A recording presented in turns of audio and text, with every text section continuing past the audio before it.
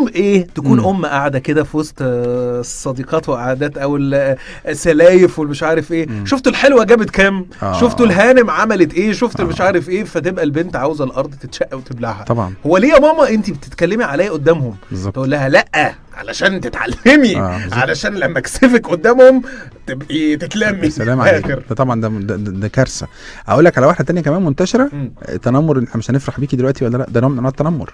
يا ساتر طبعا انك انت انت محاصر بنت في ان هي لسه ما اتجوزتش، ودي انت بتقول لها ان ده عيب فيها، وليه هم الرجاله اتعموا ولا ايه؟ ده تنمر. انت بتقول لها بشكل غير مباشر ان انت مفيش حد يعني قبل بيكي، مفيش حد انت عجبتيه.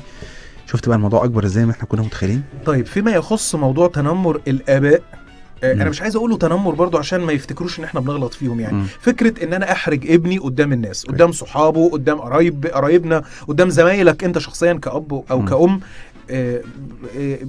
عايزين رساله ليهم بس ان في موضوع عايز توجه له رساله بينك وبينه يعني. اول حاجه بينك وبينه. تاني حاجه ممكن تفكر ان ابنك ده بني ادم وعنده نفسيه.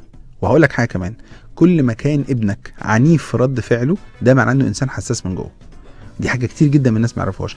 يعني الاجريشن او العنف او الخشونه في التعامل مش دليل ان الانسان ده قوي او خشن من جوه، دليل ان هو ضعيف وبيحاول يغلوش. فابنك اللي بيزعق لما تقول له كلمتين ده محتاج انك تاخدك في حضنه. التاني بقى البارد اللي مش فارق معاه ده جامد، ده مش محتاج حاجه.